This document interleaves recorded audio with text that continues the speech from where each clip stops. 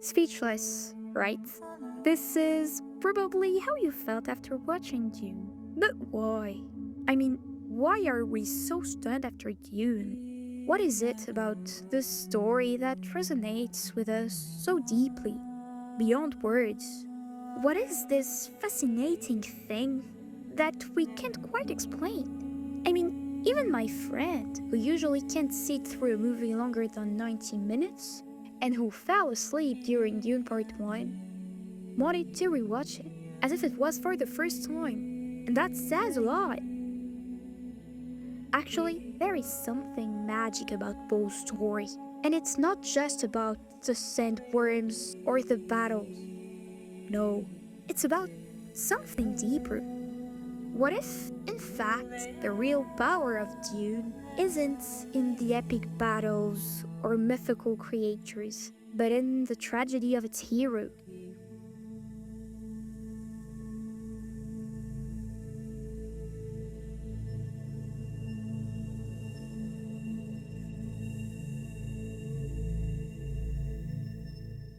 Paul is a hero trapped by fate. He sees visions of the future, terrifying ones, and yet, no matter what choices he makes, he cannot escape them. Every vision, every path seems to lead him to a tragic fate, war and jihad. No matter the choice he makes, he is stuck on a tragic path. This makes him a tragic hero, noble, courageous, but yet doomed to an unhappy and inevitable fate. The hero struggles against the fatality, fighting against a destiny he cannot change. This struggle is marked by a dilemma. Here, should he accept power or refuse it? If he rejects power, he risks letting the universe fall into chaos and under the control of the Harkonnen. He would abandon the Fremen, his family's legacy, and everything his father stood for. If he accepts it, he risks becoming what he fears most, an oppressor. This is what makes Paul's story so compelling. No matter what he does, there will be suffering, and yet he chooses to act. He chose power. Why? Well, because he's driven by a profound desire of justice. Your father didn't believe in revenge. Hell, I do.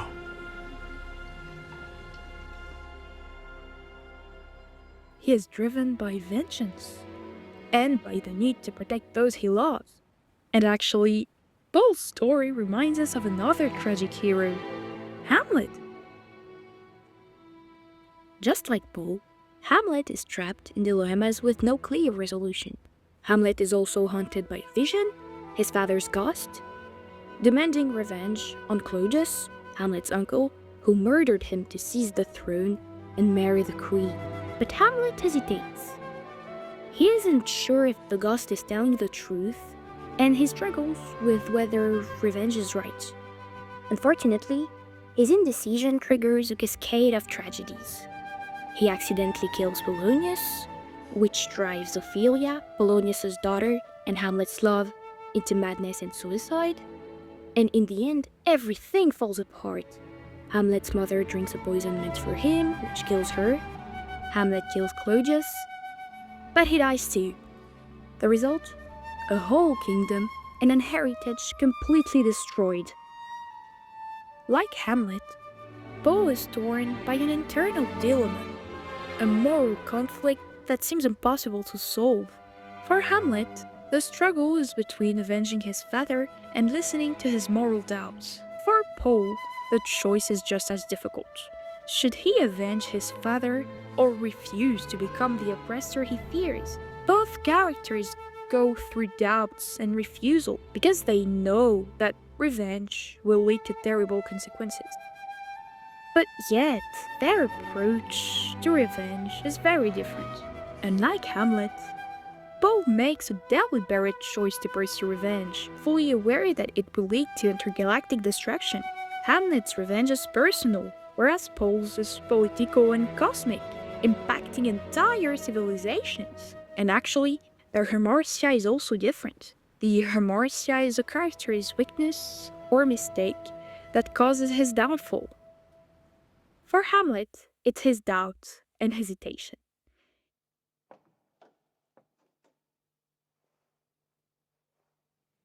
To be or not to be? That is the question. It's his inability to act that brings chaos around him. He doesn't want to use violence at first, but eventually he does. Paul's flaw is his need to save the Fremen and protect his family's legacy. He accepts violence, thinking it's the only way to protect his people. But in the end, both characters reveal a universal truth. Vengeance comes at a cost. These narratives pose a critical question. Can you fight injustice without becoming an oppressor yourself? Neither succeeds in resisting the pull of violence. Hamlet, by hesitating, becomes complicit in the chaos around him. Paul, by accepting vengeance, ultimately becomes the tyrant he feared. Both failed where the Count of Monte Cristo did not. For those who may not know the story, the Count of Monte Cristo is about a man seeking revenge on those who sent him to jail while he was innocent on his wedding day. But in this revenge, an innocent victim, a newborn, dies, realizing that his revenge is out of control and affects more than just an innocent, a pure soul. He begins to change his perspective and eventually stops seeking revenge. This realization hits hard.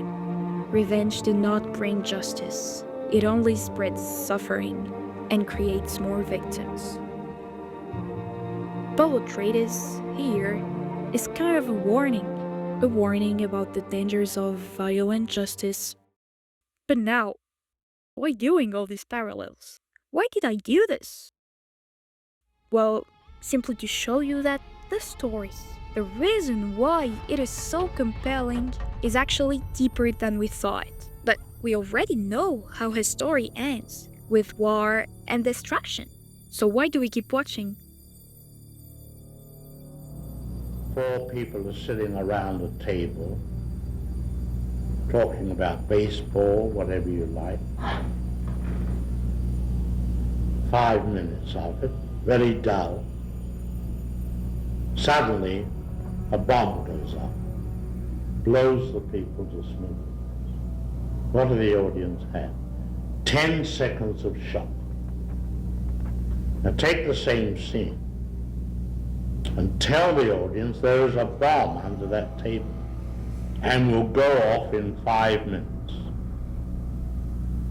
Well, the whole emotion of the audience is totally different because you've given them that information that in 5 minutes' time, that bomb will go off. The real interest doesn't come from the ending itself, but from the journey. It's the characters' choices, the unexpected twists, the obstacles, and the dilemmas along the way that make the experience so compelling. Even when the outcome is clear, what holds our attention is the tension built by each decision, each step that keeps us engaged. And after all that build-up, all that tension, comes a sense of release, a catharsis. In psychology, catharsis is the process of releasing accumulated and repressed emotions. It is often used in therapy through hypnosis to recall traumatic memories and create a liberating emotional release, known as abreaction. The suspense, the tension makes catharsis explosive, and as Freud and Breuer suggest, revenge can be cathartic if it provides an emotional release that is proportional to the harm done. It then becomes a true emotional release, an abreaction offering a moment of relief for both Paul and the audience. When revenge begins, it is immediately satisfying. This revenge allows the release of the enormous tension accumulated since the betrayal and the murder of Paul's father. It allows for the release of anger and frustration. But in reality, what Paul does is morally questionable. He causes a holy war, attacks another houses, decides to marry a woman he doesn't love in front of the woman he truly loves and who loves him back. Moreover, he manipulates an entire tribe by presenting himself as their messiah. And yet, we struggle to see him as a villain. Why? Well, simply because, as an audience, we are rooted in an idealism where anyone who rises against inequality and injustice is automatically proclaimed a hero without considering the results or consequences of their actions. But fighting against bad things doesn't automatically make you a good person. Sometimes, heroes can become just as bad as those they fight against. It is Chani who makes us understand that there is something wrong, and this is where Villeneuve made an important decision. And charismatic leaders tend to build up followings, power structures, and those power structures tend to be taken over by people who are corruptible. I don't think that the old saw about power corrupting and absolute power corrupting absolutely is accurate. I think power attracts the corruptible. In the book, Chani is passive, accepting Paul's decisions. But here, she plays a really important role. She refuses to blindly follow him, offering a perspective of resistance. Herbert's intention was to show the danger of charismatic leaders, but this message wasn't always clear. Through her, we see the warning that Herbert intended, but that many readers overlooked. The danger of charismatic leaders. In this way, she offers a perspective of mistrust towards violence and a future oppressor. When Chani falls in love with Paul, without knowing that he is the oppressor she was waiting for, and ends up being betrayed, it breaks our heart. But yet, we cannot hate him.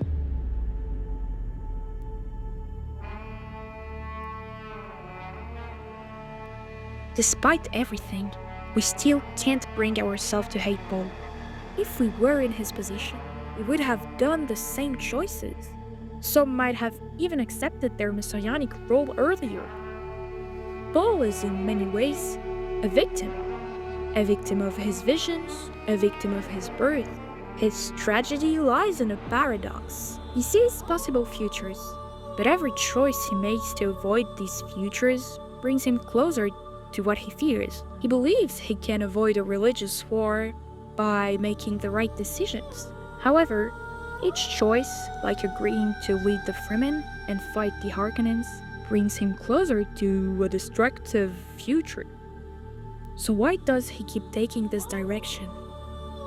Well, it's simple. His intentions are noble. Paul wants to help the Fremen and destroy the Harkonnens, those who bring chaos. But in wanting to protect those he loves and fight evil, he only accelerates the very thing he fears most: a religious war. By helping the Fremen, he becomes their prophet, the Lisan al-Gaib, and without intending to, he speeds up the coming jihad. And here comes a tragic question.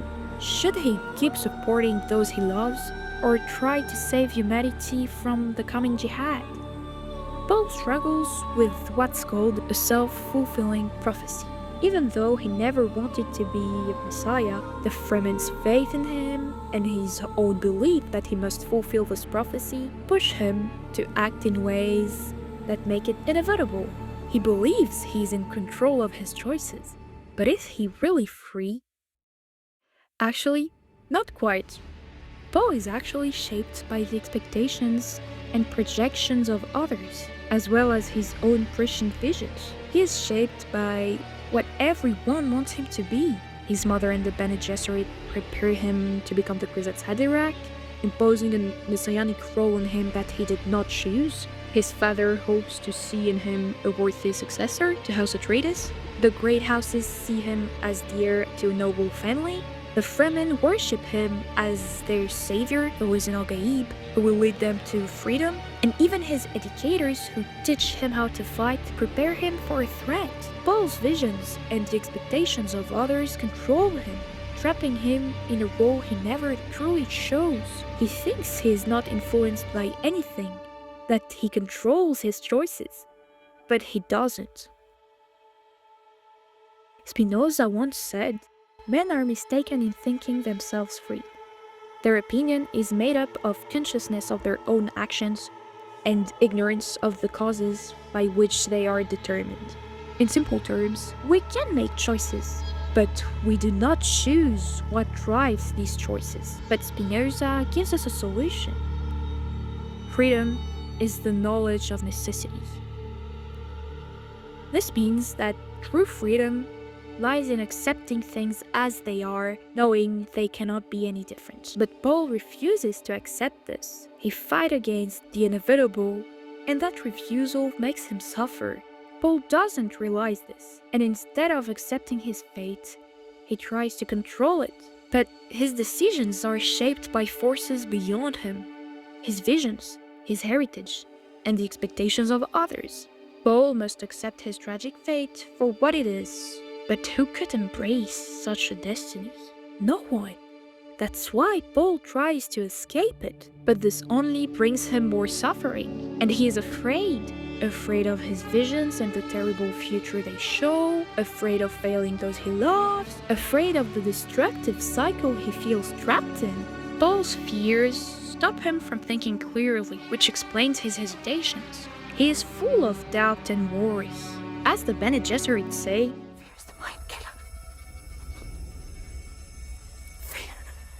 is the little death that brings obliteration. he has to keep fighting his fears because it could paralyze his mind and affect his decision-making, which makes his situation even more tragic. He becomes a prisoner of what he sees and the events that seem impossible to stop. This is what makes Paul's story so sad. His fear and the huge responsibility he carries make him suffer a lot. Even worse, his choices hurt not just him, but also the people he loves the most. And those who have read the second book know what's coming. By the way, it should remind us of Master Yoda's words in Star Wars. Fear leads to anger. Anger leads to hate. Hate leads to suffering.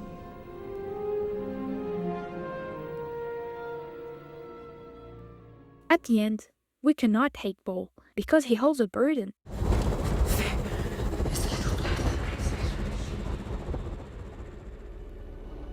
He is suffering and trapped in a chain of events he cannot escape, a destiny he did not choose. He does not destroy everything intentionally, but rather from a combination of overwhelming circumstances and misguided decisions.